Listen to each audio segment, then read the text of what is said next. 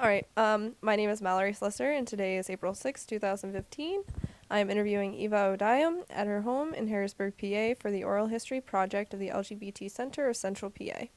Eva, is it okay for me to ask you a few questions regarding your involvement in the LGBT movement? Yes. All right. Um, could you please state your name and that you were willing to be interviewed? My name is Eva O'Diam, and I am willing to be interviewed. All right. And then you can go ahead and sign this consent form right there on the top. On the top. Yeah. Here? Yes. You want where it says signature, though, right? Mm-hmm.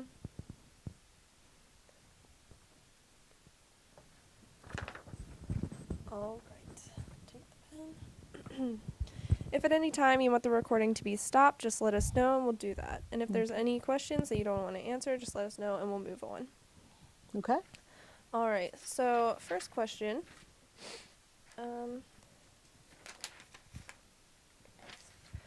Could you please tell us a little bit about where and when you were born? I was born in Ohio in 1953. At the time, we were living in New Carlisle, and I was born in Dayton, Ohio, in the hospital, Grandview Hospital. I was born into a family where I had one brother and three sisters, and I have to stop and think here. My brother's no longer living, Okay. but my sisters are living, and my parents are not living Okay. any longer. How long did you live there? I think we moved when I was about 5. Okay. We moved to a little town called Pleasant Hill, Ohio, and we lived there until I was somewhere between it was in the middle of my freshman year in high school, and then we moved 5 miles and moved to Covington, Ohio. So I've always been in the Dayton area. I grew up in the Dayton area. I grew up in the country, little small towns, farm until I was a sophomore in high school, and we moved into a neighboring town off the farm. All right. And can you tell us a little bit about like the schools you went to? Well, let's put it this way. One of the schools I went to in Pleasant Hill, Ohio, I went there through until my sophomore year. They still have all 13 grades in one building. Oh my gosh. Yes, with younger people, that's usually the reaction. So to this day, there's still 13 grades in one building. There's a very small town, very rural. We were known for the monument in the middle of the town where on foggy nights there would be bad accidents because people would run into the monument, so they finally put lights around it. It's a small enough town in Ohio. This just gives you wonderful history research or whatever. They no longer have a bank in this town, last time I was there, because there was a bank robbery and someone was shot, and so they closed down the only bank in town. Last time I was there, which was years ago now, it was a real issue for the mayor in the town what to do with all these senior citizens who the closest place they had to bank was 5 miles into the little town where I lived when I graduated from high school. But it's a close enough community that even though I didn't graduate from there, there were 3 of us in our class that did not graduate who moved before our senior year. But we still get invited back to the reunions.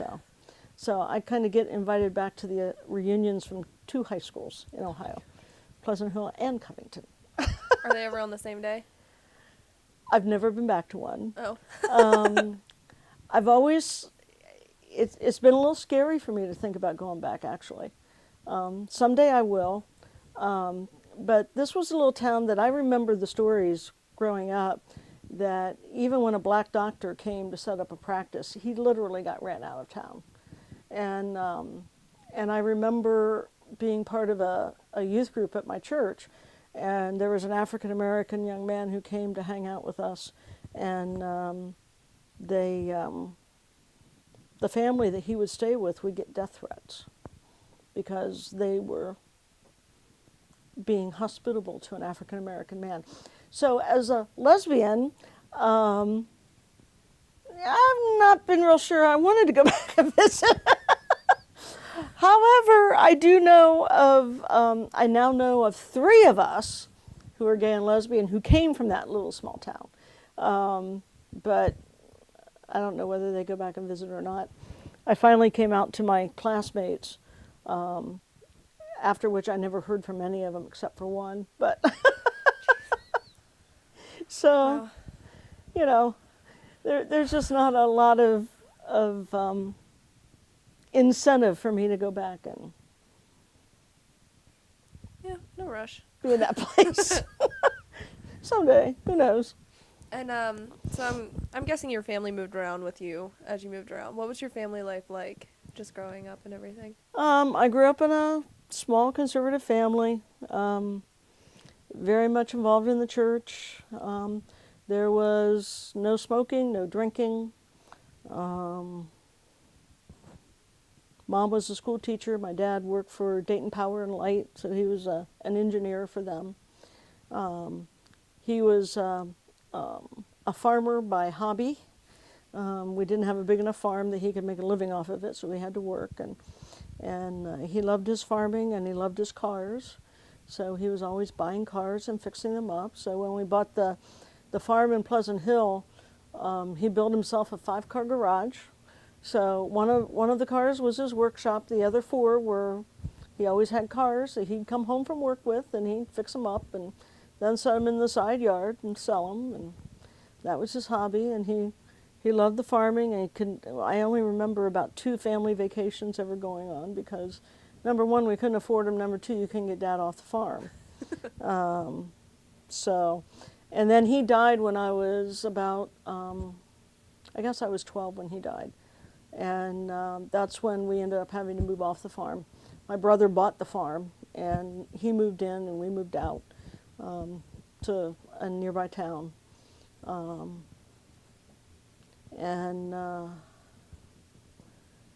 That town, my high school class was twice the size. I went from a class of 40 to a class of 70. But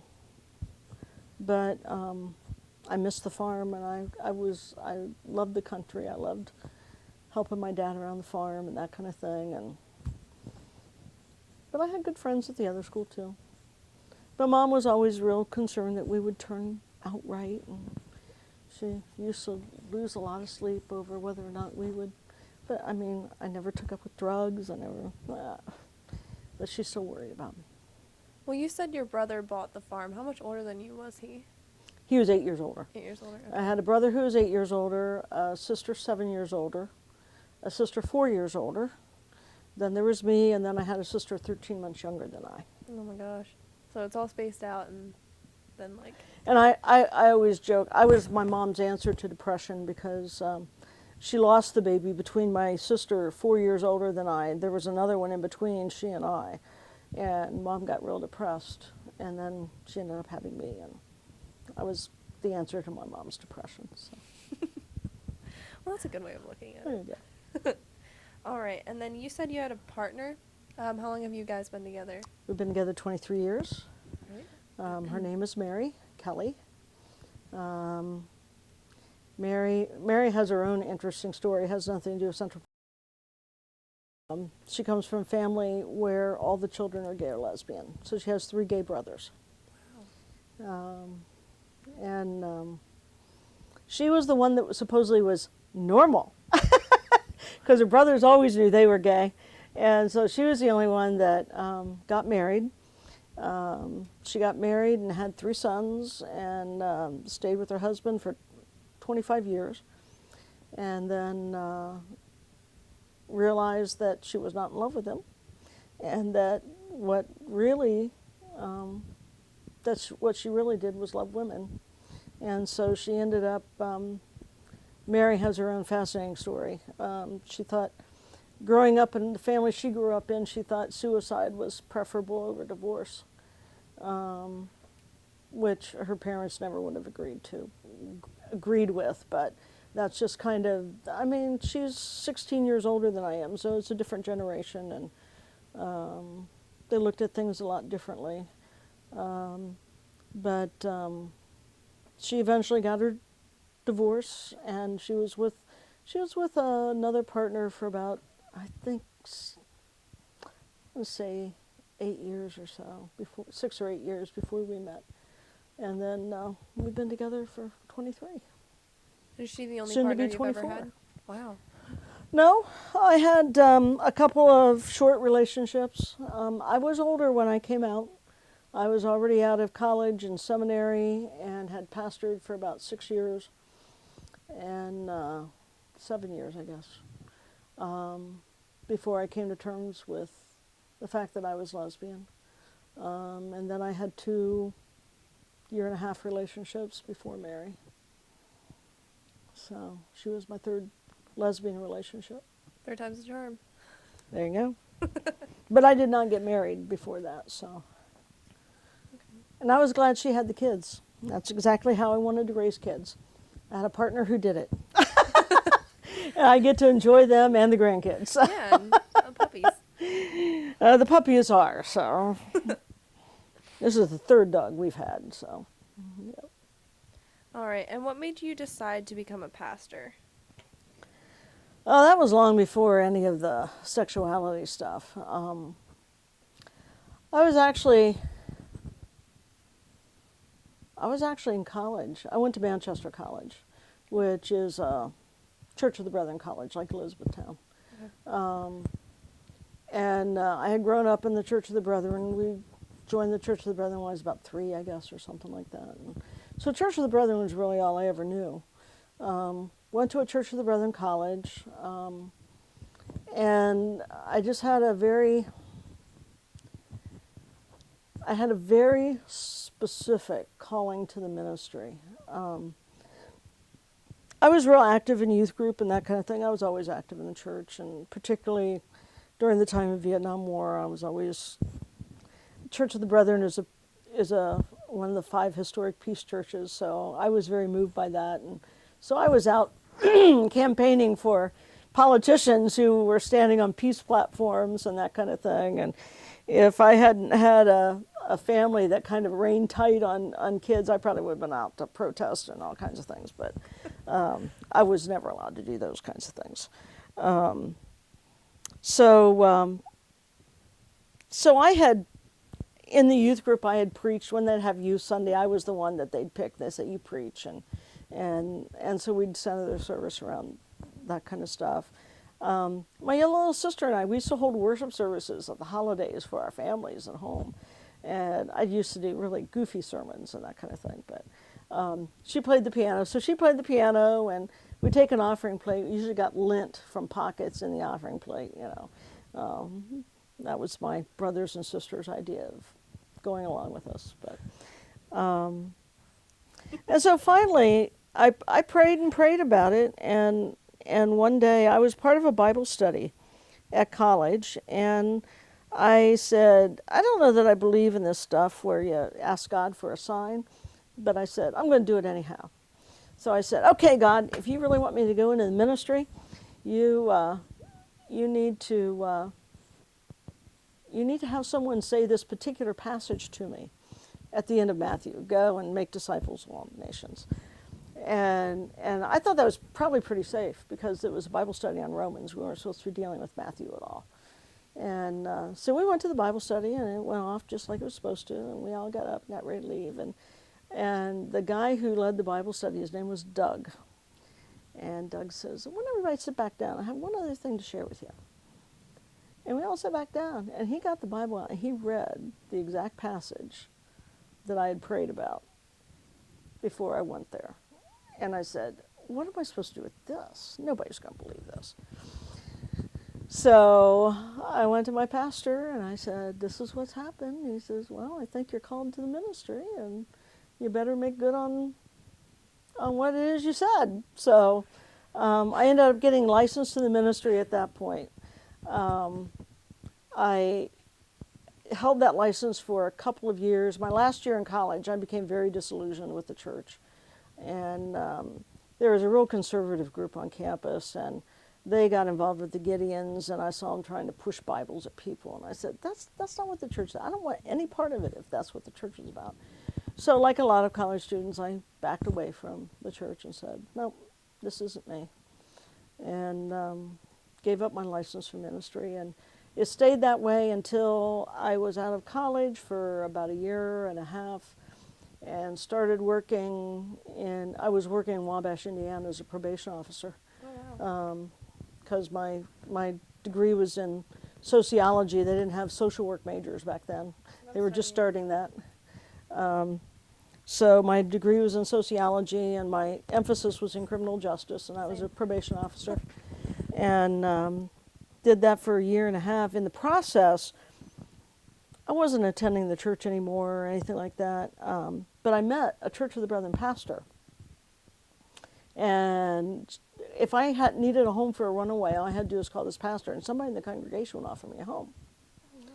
And so I thought, well, that's kind of strange. And I sat down and I talked to Phyllis several times, and Phyllis said, oh, you really need to come check us out sometime. I said, yeah, right, okay. And she'd send me these letters about the newest Sunday school that they were having, what they were studying. No need to read it ahead of time, just come and we read it together and we talk about it. And so finally one day I said, okay, I'm going to get her off my back. I'm going to go try it one time, and that's it.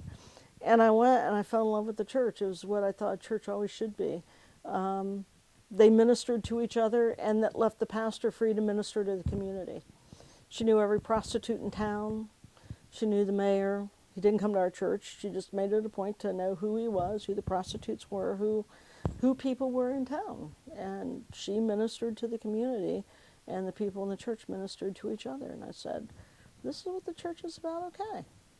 And she's the one who got me to rethink my call to ministry, and she thought it was pretty clear that I should be headed that direction. And so I took a week's vacation from my job as probation officer. I said, okay. I said, I was going to get this off my back too.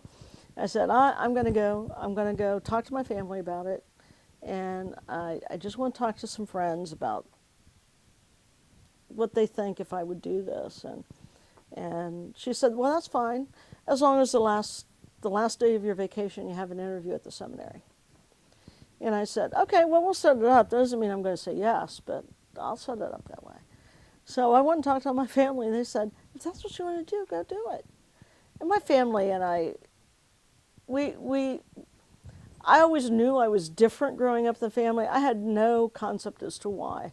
I mean, sexuality was not something you talked about in my family. And I didn't know, the little small town I grew up in, I had never heard the word gay or lesbian. I had not even heard the word fag. I never heard any of that until I went to college. And then I was aware that there were people on campus who were different, but I never really put any of it together. They weren't talking about those things on campus now, we were talking about racism and things like that, but we weren't talking about sexuality or those kinds of things. So my family said, sure, if that's what you want to do, go for it and everything. Even my brother never agreed with anything I ever wanted to do in my life. And so the last day I had my interview, and they called me a week later and said, you're in. And this was in August, and classes started in September. So I put in my resignation as probation officer and called my brother, and I said, well, they said yes, so I've resigned today, and I'm off for seminary. He said, are you crazy? And that's when I knew that God let me hear exactly what I needed to hear in order to make the decision, and I did. And my ministry has been very varied. I have not pastored the whole time. I pastored in the Church of the Brethren, then I did an alternative ministry in federal military prisons nationwide, and did that for 3 years. Then I came back to pastoring in Metropolitan Community Church, and then I took a break for another 6 years and did work with HIV here in the Harrisburg area. And then I've now gone back into ministry, but I've gone back into ministry with the United Church of Christ. So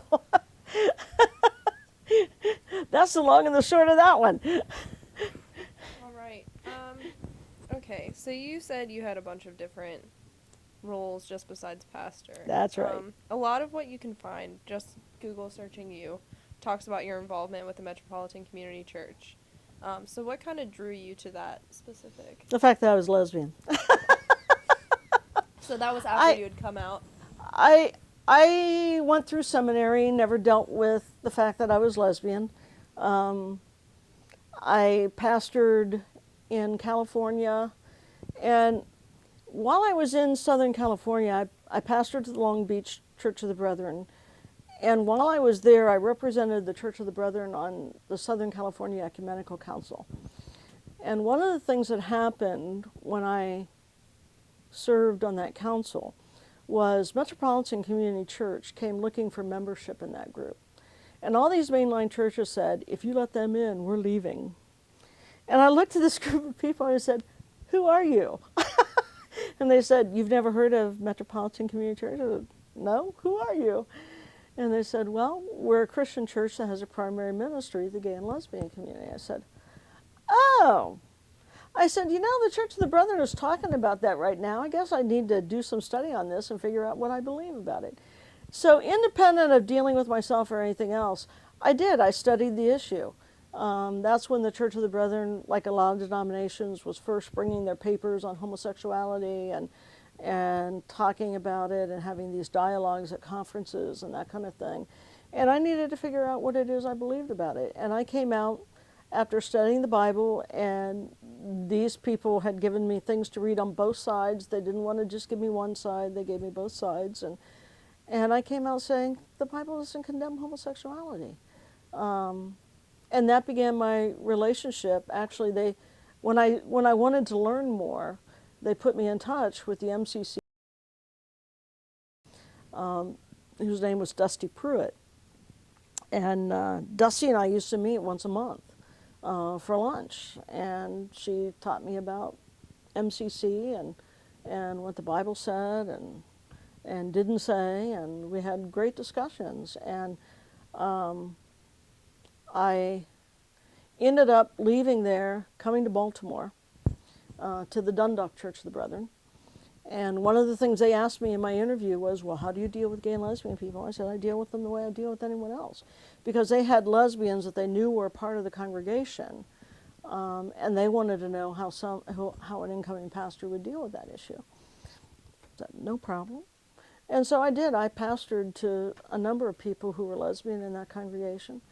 And as a part of that, I learned to know the pastor at the MCC in Baltimore. There was a woman pastoring there at the time. Her name was Jenny Boyd Bull. And Jenny, when one of the couples in my church called me and said, could you marry us?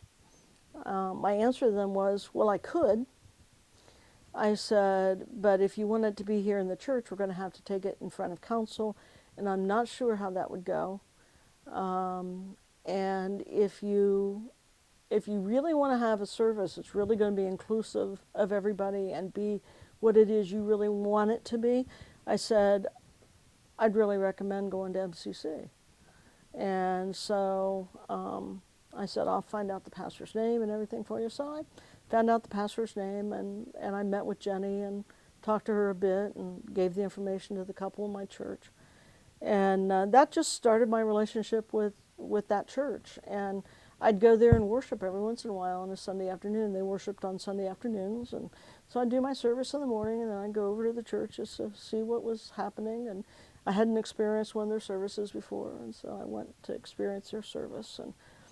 And in the midst of all of this, a relationship I had that I had refused to label whether it was a lesbian relationship or not. And every time I raised that question with the person in the relationship, she said, no, no, no, no. I said, okay.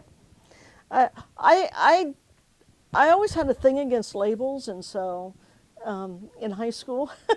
And so, I mean, it seems dumb now, but I mean, I refused to put my name on the honor roll.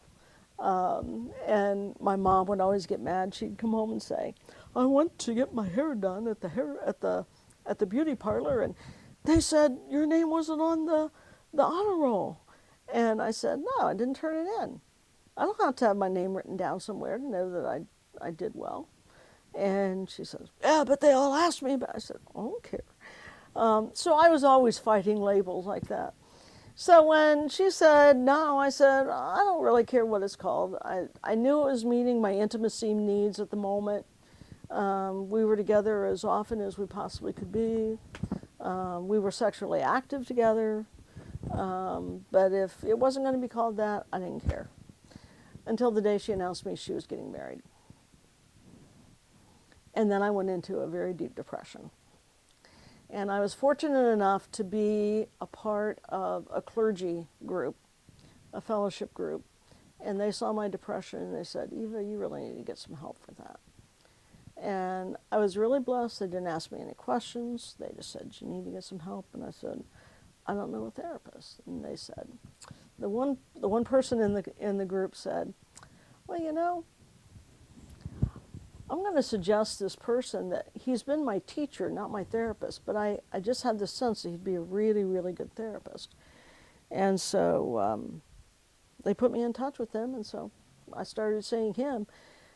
And I guess I saw him for about 6 months about the depression, and he kept saying, Eva, we need to talk about your sexuality sometime. I was like, yeah, sometime, not now. And meanwhile, people at the congregation, I was just convinced I hadn't found the right man, you know. And people at the congregation, so I joined, what did I join? Matchmaker International. And so I was having these matchmaker dates and then coming to church and preaching. They say, well, who'd you see this week? And so I'd tell them about who I met. None of it ever felt natural or anything like that. And about that time, I had to go back to Ohio. I had been involved in a church camp. I was on full-time staff at Church of the Brethren camp in Southern Ohio for 4 years during the summers when I was in college. And then the first summer right when I graduated from seminary, I was back on staff down there. And there were 4 of us on that staff who were very, very close. One of them was this person who I'd had the relationship with who got married.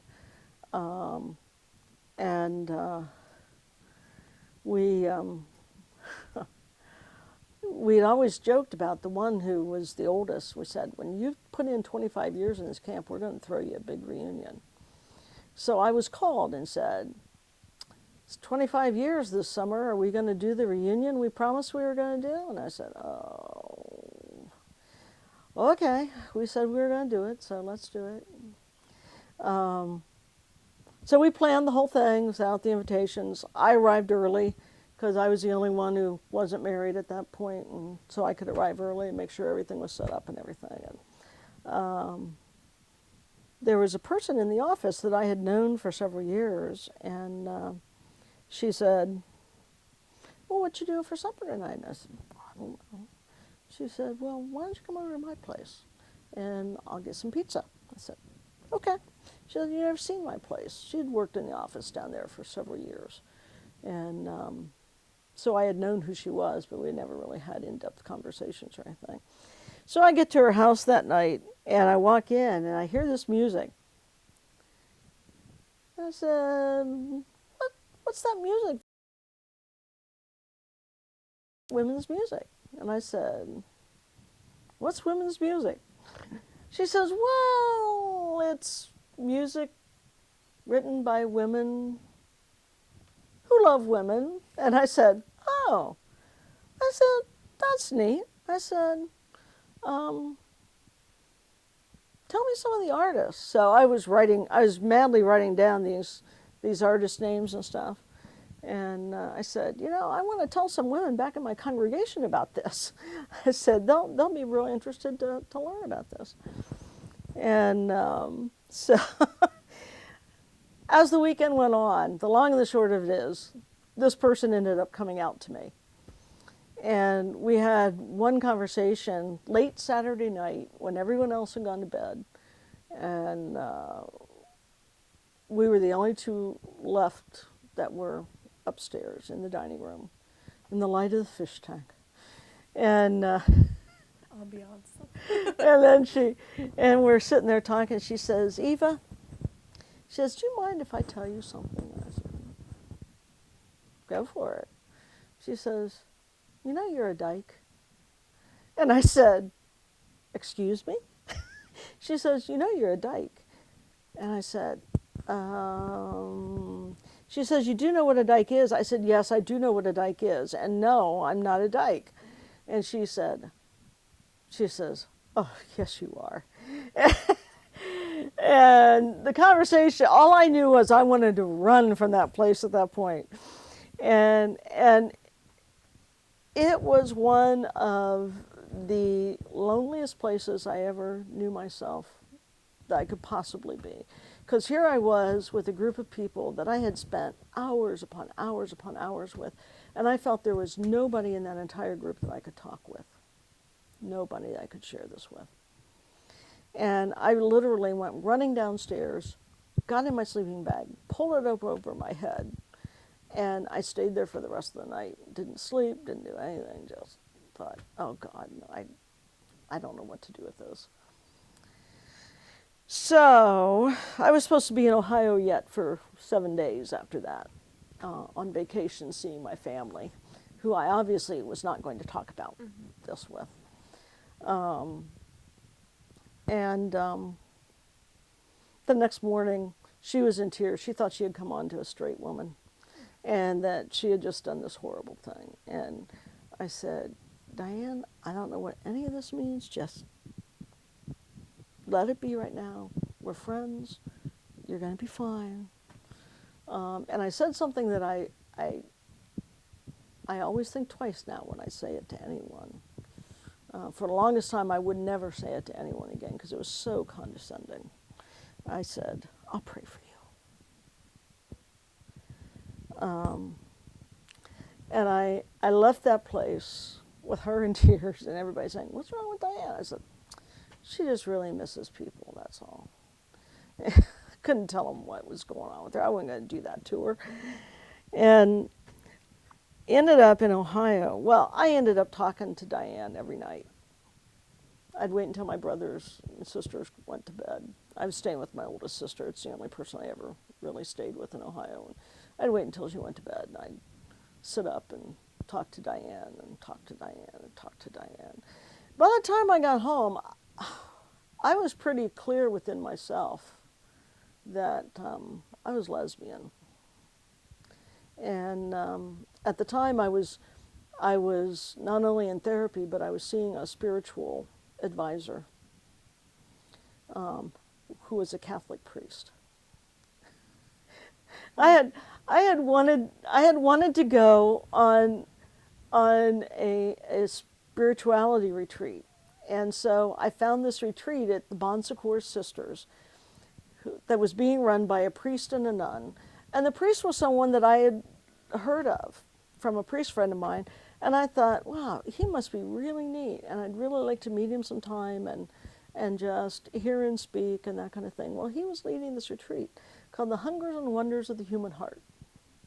And I thought, I really want to go to that. Well, I went to the retreat. I found out it was a 7-day silent retreat.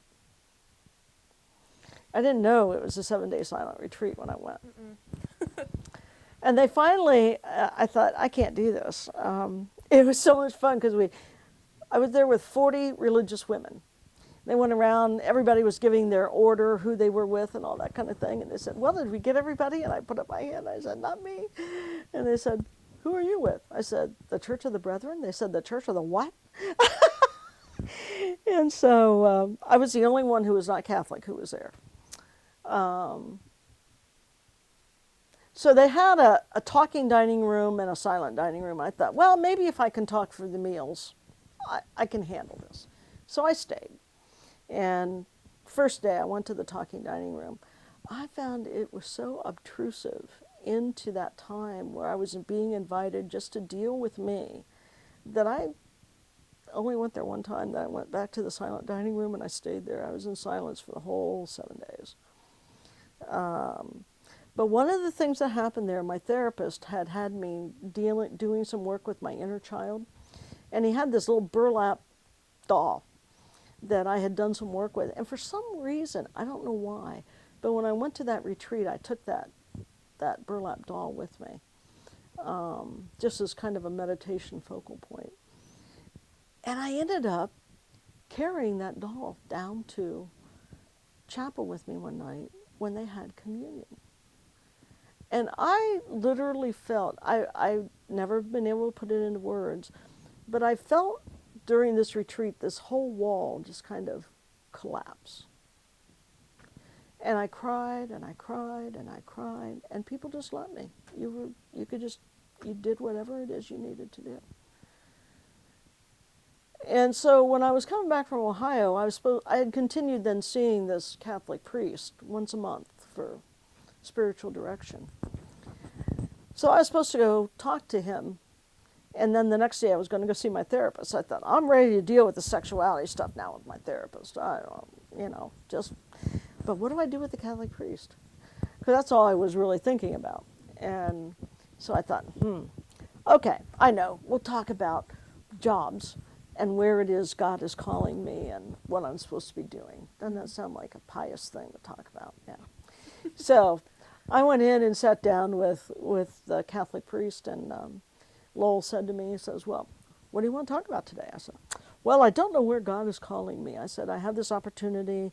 Manchester was looking for a chaplain. Some of my friends were saying, why don't you come back to your alma mater and be the chaplain on campus. Some others were saying, why don't you apply for a church in Ohio? At least then we'd get to see you. Some others were saying, I could have stayed in the church in Baltimore. Dundalk, they had no problem with me. We were doing fine. And I was working with this group called Prisoner Visitation and Support,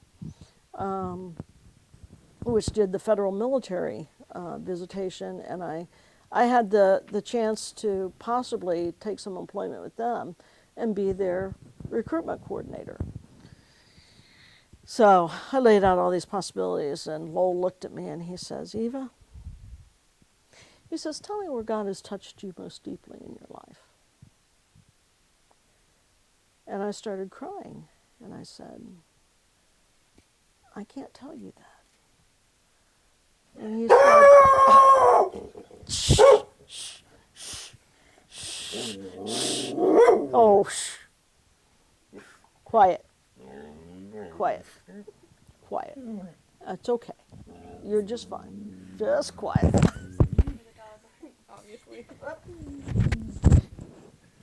Sunshine, back up. Back up. Okay. There we go. Yeah. Sorry about that.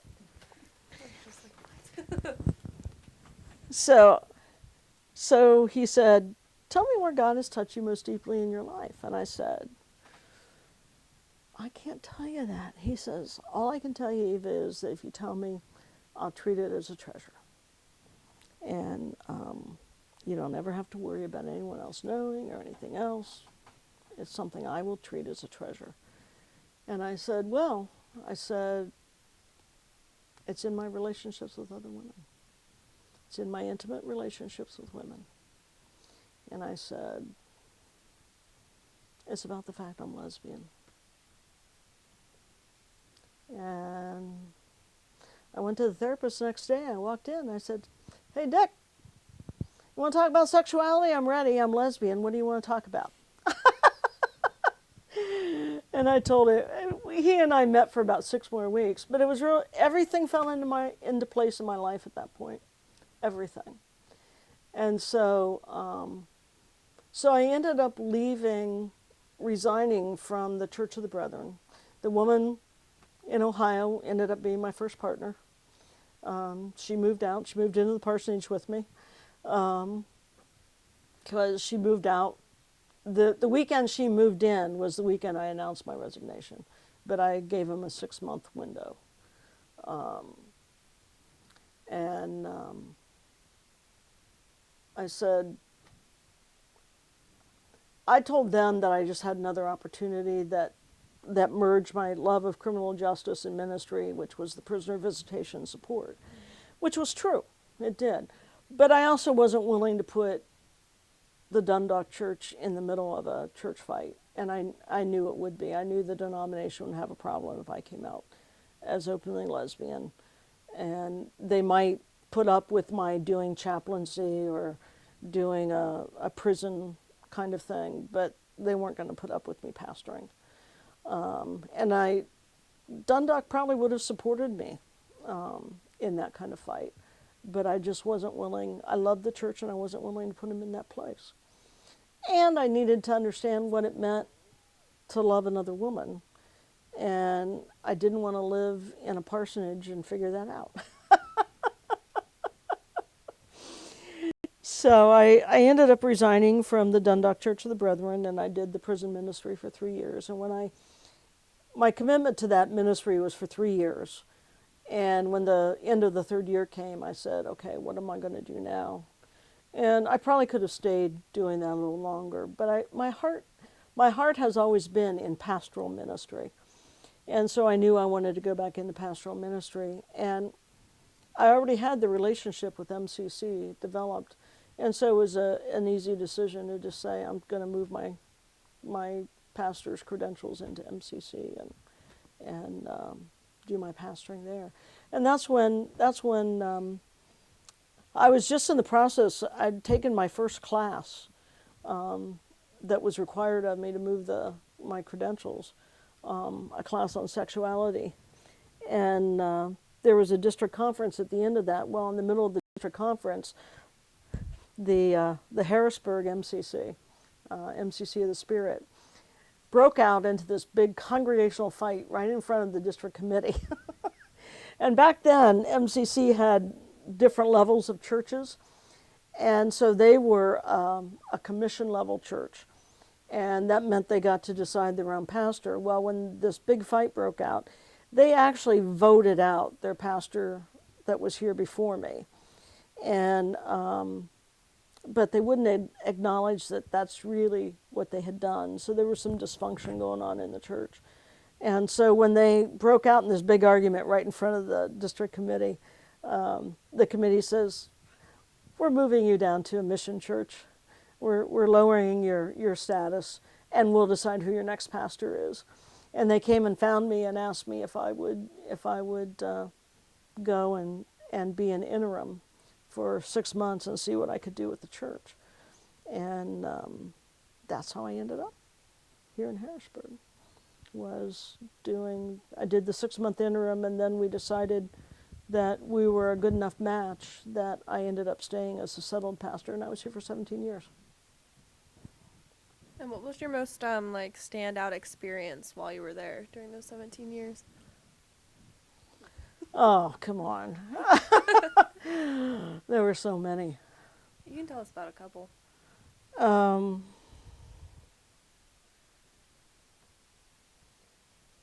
Stand out in what way? Just anything that's really stuck with you. Oh, there were so many. There was, I mean, we had the great bathroom controversy. I always remember that one. And I remember the church making some very specific decisions. We worshiped for 16 years in the Quaker Meeting House. So our worships were always at night. We had to set up church, tear it down, all that. And finally, we were strong enough as a congregation, we wanted to make a plan to actually buy our own facility. And in fact, the church at the time took a lot of pride in recognizing that we believe we were the first primarily GLBT group in central Pennsylvania to actually own our own property. And before we bought that property, we wanted to make some specific decisions. And so one of our decisions was we wanted it to be in the city. And we wanted it to be an integrated neighborhood. So we wanted, at that time, the West Shores were known very much as the White West Shores back in that day. And it was more divided than it is today. I don't think you hear that quite as much today as you used to. But it used to be that if you were African American, you really didn't feel that comfortable traveling over on the West Shore of the river. And so we made a decision that we really wanted to be in the city. We wanted to support the city, we wanted to be in the city, and we wanted to be in a neighborhood that was multiracial so that we would have the chance of attracting different races and be a multicultural congregation. So we found the building in the city. It was we looked at a couple at the time. There were a bunch of Catholic churches that were closing down, and we did look at Sacred Heart is down at the corner of 13th and Sycamore. Was at the corner of 13th and Sycamore, and that was the one that a lot of people really wanted. Beautiful stained glass windows and the whole bit. I was really glad we didn't get it because it would have taken as much to make that one handicap accessible and bring it up to code as it did to renovate the entire office building that we did buy. And so we ended up losing that bid because someone let slip to someone who was a part of another company that we were putting in a bid and was being put in for. And so the electric company, not PP&L, but an electrician, they do electrical stuff. They ended up outbidding us by just a little bit. But we're pretty sure it's because somebody let it slip and they didn't want us in there. So we lost that one, so we kept looking and finally settled on what at the time was an office building that had been built for the Liquor Control Board, and had most recently been used as FEMA when the flood was in Harrisburg, and they had operated out of that building. So we bought that and took it over up on Jefferson Street, and redid the entire thing. Then they said, well, we still don't have any African Americans in our congregation. So we started talking about language and about worship style and all that kind of thing. And I think one of the things I'm proudest about with that congregation was that they were willing to have those conversations at that time.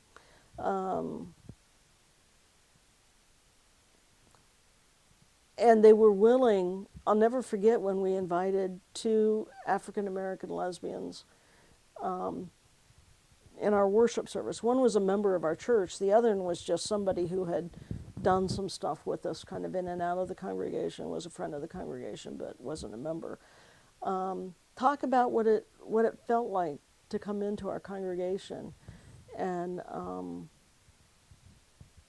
how they felt they were treated as an African American lesbian in our congregation. And they were amazed. They did not realize the kinds of attitudes that they picked up, and it changed the congregation at that point. I was really glad that people were willing to have that conversation, and that they were willing to put themselves on the line to make some changes, because it had to do with the style of music that we used. So we knew that when we went to get our next music minister, we needed somebody who played gospel, black gospel, and we'd got somebody who did that, and it made a huge difference.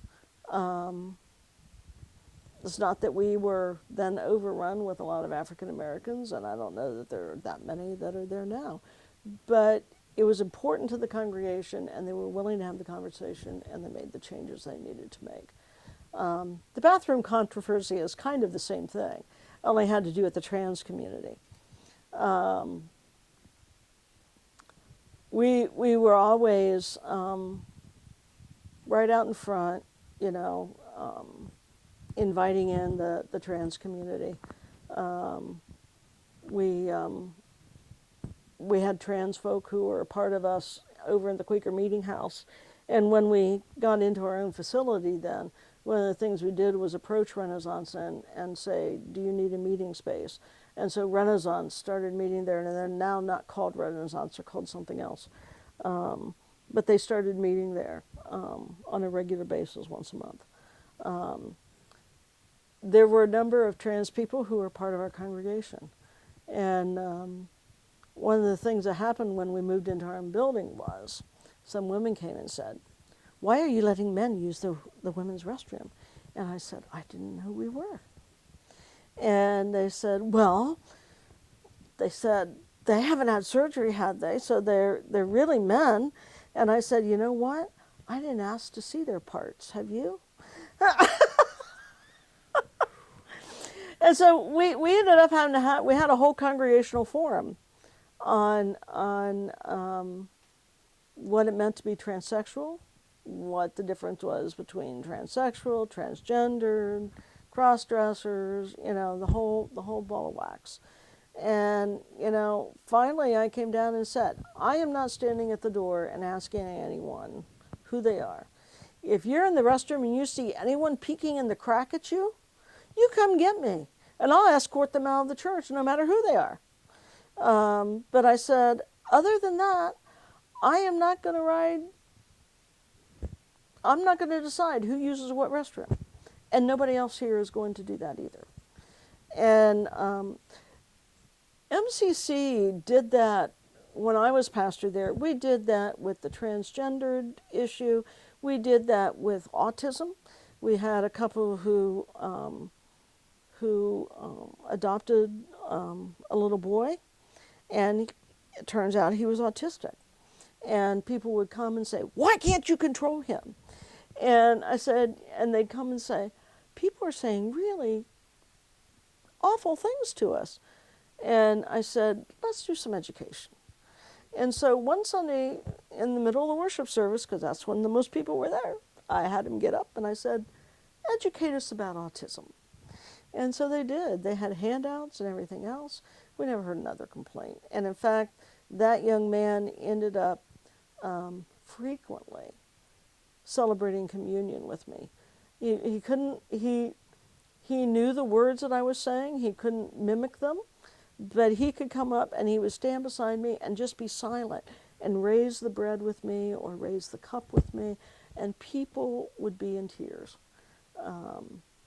But it's because they were willing to learn and understand that if we really want to be multicultural and multiracial and ethnicities, and those kinds of things, we've got to learn from each other. And we've got to, I always tried to model that when I was pastor. And in a number of different kinds of circumstances. Even when I was invited out to Messiah College to do a panel discussion out there, my associate pastor and I were invited out to do a panel discussion on homosexuality in the Bible. And I think we blew them away because the only thing we asked was for them to recognize that we took the Bible as seriously as they did. We just come out in a different spot. And we'd done that over eons with all kinds of issues. Sexuality is just another one. That's all. So it has to do with the way people were willing to be educated and then take responsibility for that education. There are people who left our church after that bathroom controversy and said, "I don't feel safe. I can't do that." I said, "That's fine. You have every right to do that, but we're going to be here and be open. We're not going to say no to the transgender community." And I know that MCC advocates for a lot of groups. Some of the stuff I found online was like Eagles Perch, the Silent Witness program. There's the Trans Central Alliance. Were you ever really involved with any of those specific groups, all of them? Silent Witness, I like to remind folks, started at MCC. It really did. It started because there was a member at MCC. It wasn't because of me. It's because a member of MCC went to the Pride Festival, and she kept seeing the person that we used to call the Lord Lady. She had an old Ford truck, and she had taken the L and turned it into an L, the F into an L. So she had a truck that on the back that said Lord. and and one day we were at the Pride Festival, and Yvonne Wilson. If nobody's interviewed Yvonne, Yvonne is somebody who really should be interviewed. Yvonne Wilson, in her own quiet kind of way, because Yvonne would never say, no, I was the one that started it. We saw her walking out toward this woman, and she had a sign. Said, Yvonne, what are you doing? She says, well, I just want people to know there's a different message. And she had a sign that just simply said, God knows I'm gay, I think is what it said. And or something like that. It's a very neutral kind of thing, but just a positive statement about being gay, and a positive faith statement about being gay. And she said, I'm not going to take him on. We said, you're just going to antagonize things and you're going to make it worse. No, I'm not. I'm just going to stand there with her. And so she did. She went out, and for the entire day, she stood there beside this protester who was shouting stuff. Yvonne didn't say a word. She just stood there with her sign.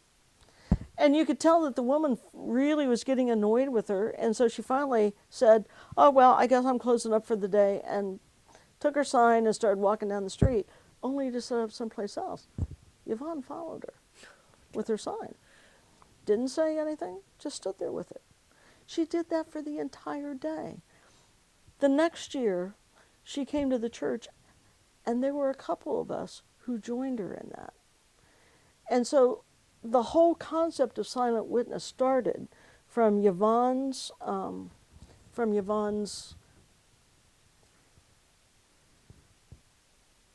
single-mindedness, and simply out of an attitude of love. That's all she wanted to do. She just wanted to love this woman, and she wanted to let the people know that she was talking to that there were two sides, and they could choose whichever one they wanted, but she wanted to know both sides. And that's all there was to it. And that was just such a powerful, powerful witness.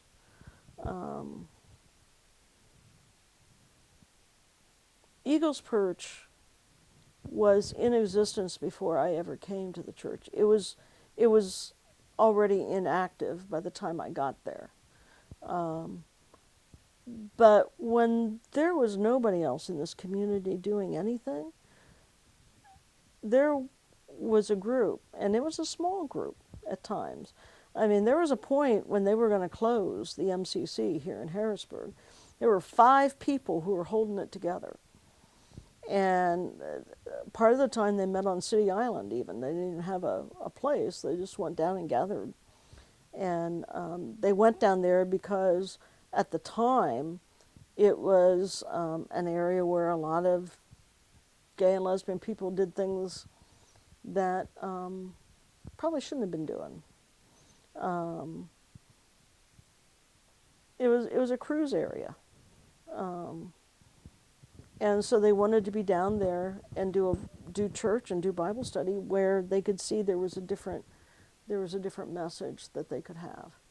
MCC started because Troy Perry wanted gay and lesbian and trans and bi and affirming people to know that there is a God who would embrace their sexuality, and they didn't have to either have their sexuality or their faith, that they could have both together.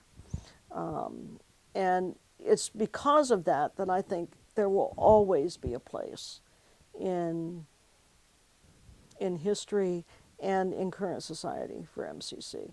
I don't know that it'll ever be large like other mainline congregations, but they bring together faith and spirituality in a way that nobody else does. Nobody else does. And I don't think ever will. All right, and with that being said, how do you think MCC is perceived by other churches that aren't as accepting of the LGBT community? The gay church. Mm-hmm. Yeah. Basically. Yeah. They see MCC as the gay church. And even members, when they talk about MCC, as they'll say, yeah, we go to the gay church. I said, no, you go to a Christian church that has a primary ministry of the gay and lesbian community. Those are two very different things. If you know the history of MCC as a denomination, the first 13 people that ever met, it was a very diverse group. There were different races, there were different sexual orientations, there were straight people as well as gay people. It was a very, very, very diverse group, and that has always been the vision of Troy Perry, who was the founder, and I think should always remain the vision. I think I think that, in all honesty, I think that those who would put down MCC probably do so because MCC takes the Bible as seriously as anybody else and comes out at a very holistic place. And I think that's threatening. The same reason denominations are finding themselves divided over the issue today. If they'd simply do much as the UCC has done and say, denominationally, we're going to say it's accepted, but then leave it open to every local congregation about what they want to do with that, people will find their own journey through that. I've always said I don't have a problem with congregations who say no to the acceptance of gay and lesbian people, but then just let them say, let their yes be yes and let their no be no, and not spend the time putting each other down, just having different paths. That's all there is to it. That's what seems to be so hard for us sometimes, is not allowing others to be where they're at. And I probably learned that in my own family because I have, in my family, when I came out, my parents were no longer living, so I didn't have to deal with that. But I first came out to my oldest sister because I knew if anyone would accept me, she would. And she did. Now, her acceptance changed over the years from tolerating to true, genuine acceptance, I think. And that had to do with the fact that though I was probably closer to her than any of my other brothers and sisters, she didn't know me in a personal enough way to really make all the connections she needed to make. And when she found out that the guidance counselor at her school, who was her best friend, was lesbian, then she could make those connections, and it changed our relationship. So we've always been fine with each other. But I had my older sister who wrote a letter to me and said I could never spend time with my niece and nephew alone again. And I had my younger sister who quoted me every Bible verse and that there was and said, you know, you're going to hell. And I've always said that the places I've pastored have done well because I have two sisters who are still praying for my salvation. So, so their prayers are just being answered, but not in the way they expect them to be. And I think one of the most powerful stories in my own family, for me, has to do with when I had a nephew who struggled with drug addiction. And he attempted suicide when he was around 27 or something like that. And this was my next oldest sister's son. And they said they'd done everything they could do. He was not allowed to come home. And he ended up calling Mary and I from York Hospital and saying, would you come down and see me? So we went down to see him. And we talked with him. And he said, can I come live with you? And I said, okay, but there'll be some ground rules. No drugs. You have to work. And so he came to live with us, and he lived with us for about 9 months. In that time, he was off drugs from everything we know longer than any time he had been previous in his life. But he ended up ODing while he was here in this house. I had to call my sister and say, your son died last night. And she came up with her missionary Baptist pastor. And I met her at the door and I said, I'm so sorry. And I said, I don't know where you want to have the funeral or anything like that. And she looked at me and she said, well, it'll be at your church. I said, MCC? She said, yeah, that's where he went. And I said, well, yeah. She says, well, then that's where we'll have the service. And I said, okay. So my other sisters ended up coming out. We were all here together. And we ended up doing the funeral at MCC. And I couldn't do it because I was just too emotionally involved. But two of the people at the church took over for me, and they did the funeral. And people got up and testified and about how Isaac had changed their lives and what changes they had seen in him while he was there. And my sisters were actually all in a congregation that I was pastoring that was primarily gay and lesbian for the first time, only time, in all the time I've been pastoring. And it changed. It changed us. As a family, we've never been the same since then. We're not necessarily in any greater touch than we ever have been. But even her missionary Baptist pastor, he came to MCC that night for the funeral. And when he ended up hearing the testimonies, he went back to his own church the next night. We also had a service down there for the church folks down there. And he stood up and he said, you know, before last night I wouldn't have known what to say about Isaac. But he said, I met a group of people last night that had reached out to him and that he reached out to in a way that I never would have guessed. And he said, I saw God in a place I never thought I'd see God. And so I've learned from even my own family that things change. Things change. If you just keep the faith and stay on course, things change. None of us ever thought we'd be able to be legally married in Pennsylvania in my lifetime. But it changed, didn't it? Mm-hmm. I did more funerals for people who, in central Pennsylvania, whose family would not recognize their partner, who they didn't take care of each other legally, who were kept apart from each other, that I never thought I'd see that change in my lifetime. But it has.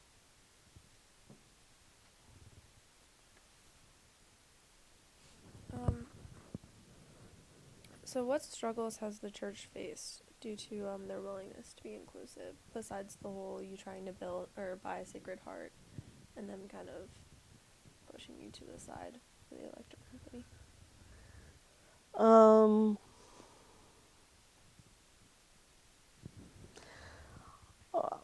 I mean, to go from the fact that marriage is legal now to remembering the Pride Festival, when I did a mass marriage on stage with the protesters about 10 feet away yelling as loud as they could about what we were doing. Wow.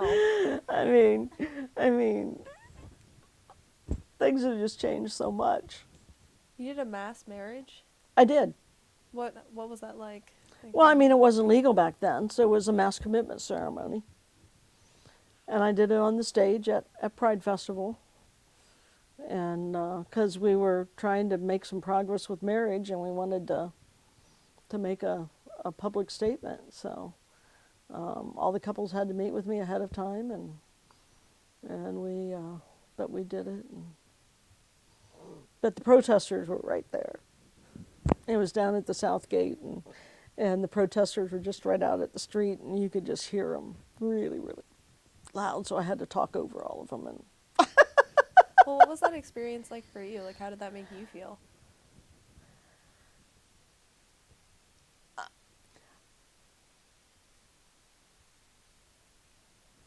a long time ago, when I had first come out, I was at Church of the Brethren annual conference, and we were in the midst of a dialogue session on sexuality. And there was a woman in the room who got up and said, pointed at us. I think this may have been the conference I was wearing around my shirt. Nobody knows I'm a lesbian. I've always said it was the most brethren shirt I had, because as long as you're willing to be closeted, it's okay. And sort of like don't ask, don't tell. And she got up and she pointed at us and she said, all you want is for us to accept you, and I don't have to accept you. And I looked at her, and I got up a few minutes later and said, you know what? You're right. You don't. The most important thing is I accept myself. And if I accept myself, it really doesn't matter what you think of me. Oh, it'd be nice, but in the end, it doesn't really matter. And I've kind of taken that approach. So when the protesters are out there yelling, it's like the UCC I was pastoring down in York. When I was the interim pastor, that's what I just finished with. And when they interviewed me, they said, does it bother you that we're not open and affirming yet? And my response to them was, well, it seems to me you gave me an interview, so you must be open. I said, whether or not you're affirming or not, I said, I think that falls on you guys, not on me. I know I am. Yeah. So you're going to have to decide whether that's something that's important to you. And they're in the process now, and by June they'll vote to be open and affirming. It's one of the most affirming congregations I've been part of. I don't know why they hadn't done it before this, but and so while I was pastoring MCC, I was invited to a panel discussion at a UCC church in Halifax. And I went out there. I was called every name in the book. They're no longer a UCC church anymore. They left that denomination. And I had to learn from those kinds of experiences. When people do that, it's because of something they're fighting in themselves. They're not fighting me. They're not fighting me. And so it's their issue, not mine. It's kind of like one of the things we did when I was at MCC too is we did condom distribution down on State Street. And we used to take condom packets and we'd put a sticker on the outside of the packet with our name and address of the church and our worship time. And we'd go down between 11 o'clock and 2 a.m. On State Street and just walk the street and pass out condoms. And one of our members used to get me in a corner and say, how can we be doing this? We're telling people that it's okay to have sex and all that kind of thing. I said, you know what? It seems to me that if I got handed a condom with the name of the church on it, I don't have to condemn anybody. They're probably doing more self-condemnation to themselves than I could ever possibly do. I said, the only reason I'm doing it is because I want them to be safe. If they're going to go have sex, I want them to be safe. I don't want them getting HIV. I don't want them to get other diseases that they could get sexually transmitted. And I said, I just want them to be safe. And I want them to know there's a place that cares about them. And I think part of the problem with that person was they didn't know that God cared enough for them to be safe. Um, so we did it. And you do it because it's what God calls you to do, not because of what it's going to get you or how it's going to make you feel or um, anything like that. You just do it because it's the right thing. Well, besides passing out condoms, you said you did other work with HIV when you were kind of running down through saying all I the did. involvement you did. What kind of work were you doing? After I left, after I resigned from MCC, then I spent 6 years working for Alder Health Services. They were AIDS Community Alliance when we first started. I was in charge of their, I was in charge of their, I was the client assistance director.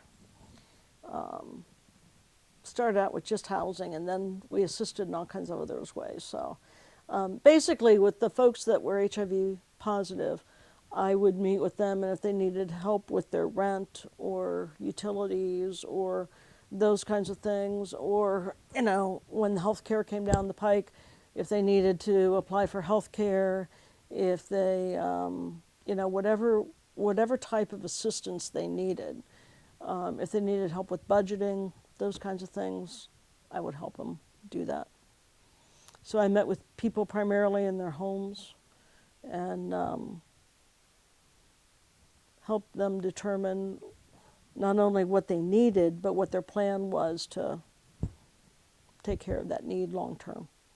And what drove you to want to work with people that had HIV and AIDS after pastoring? Honestly, I had worked with people who, I mean, I had congregational members who had HIV and AIDS. But honestly, after I finished the pastorate, there wasn't another MCC around to pastor, and my partner and I wanted to remain in the Harrisburg area, so I had to find something to do. And I happened to know some people up at Alder Health Services, and they knew me and my work in the community, and they happened to have a position they were developing, and so I just kind of fell into that. It's not that I was specifically looking to work with people who are HIV positive, or I was looking to work with the community and remain here, and to find something that that would also be considered ministry. And of course, in a denomination like Metropolitan Community Church, working with HIV will always be considered ministry. Yeah. So now that you've kind of like finished up your interim, what are your plans? I'm looking for another church to pastor, Okay. but it may involve a move this time, and probably with United Church of Christ now instead of Metropolitan Community Church. I would love to pastor again with Metropolitan Community Church, but there are not that many of them around, and some of them that are around are not full-time, and I need a full-time position. So for that reason, I'm probably, right now I have my clergy credentials both with MCC and with the United Church of Christ, but right now I'm looking probably at the United Church of Christ for that reason. Do you think it might be possible for us to get more MCCs around here that are like full time? Like, how beneficial do you think that would be?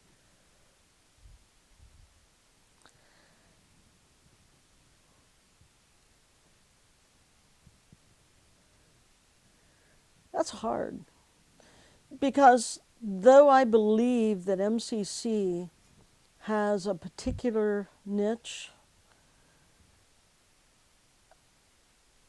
I'm also not sure that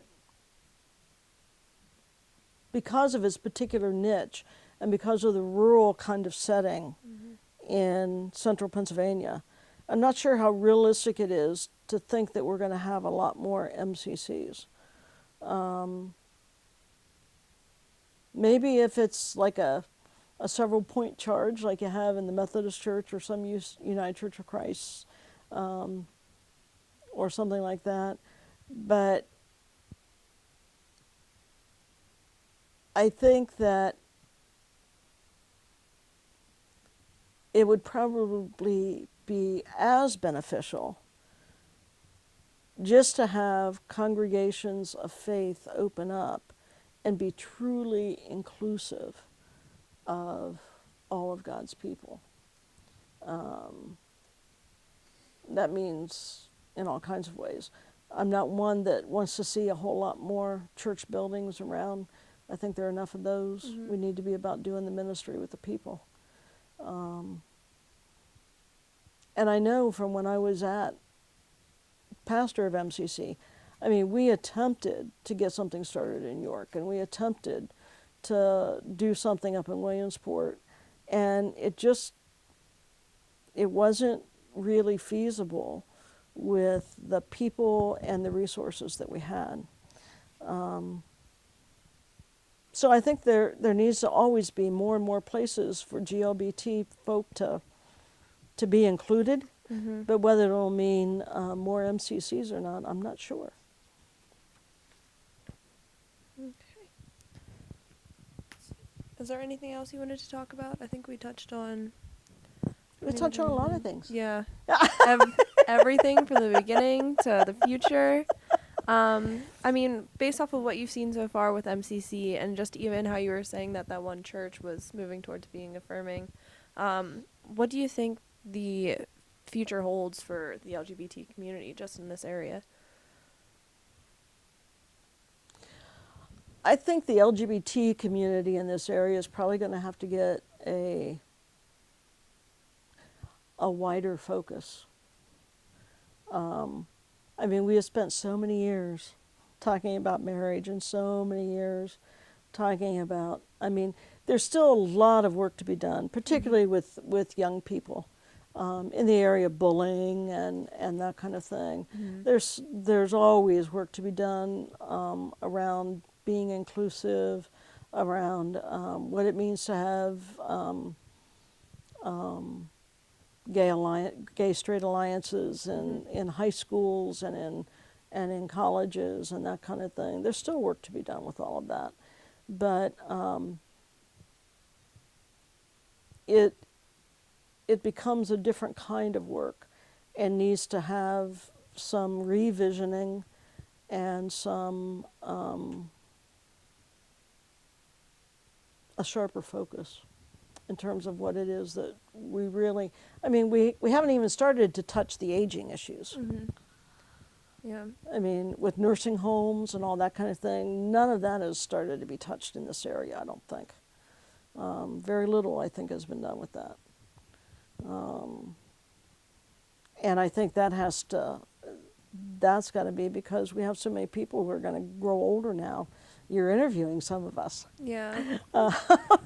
You're fine. You're young and spry. You're good. that are growing older and have to address those kinds of things. Mm-hmm. I mean, we've been so focused on just trying to keep our legal rights and making sure our partners are taken care of in terms of that, but then we go into whole other places, and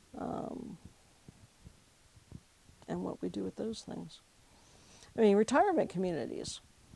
If a lesbian couple is married, can they go share a place, an apartment or something like that at a retirement community when they're a religiously based community? I don't know. It's the kind of thing where you have to, there's continuing work that has to be done with those things. So. Do you think we'll see any of that change anytime soon? Oh, I'm always hopeful. I found out that a friend of mine had applied, well, a transgendered friend had applied at a home, a Brethren home in the area, because they were married as man and wife, so that they still had that certificate, but she has now become transgendered, transsexual. And so, but their marriage certificate still holds because all of that changed when she legally changed her name. But they knew somebody on the board and they got on the list to be in the place. That's with somebody who's transgendered. That's unheard of. So if that kind of thing can happen in Central Pennsylvania, anything can happen. But it's not going to happen unless we keep working at it. Anything else you wanted to discuss? You good? All right. Well, I'd like you. to thank our dog for not barking Yeah, again. yeah, she did well. She did well. And I wanted to thank you for taking the time to do this. I really enjoyed interviewing you. Good. It went really well. All right.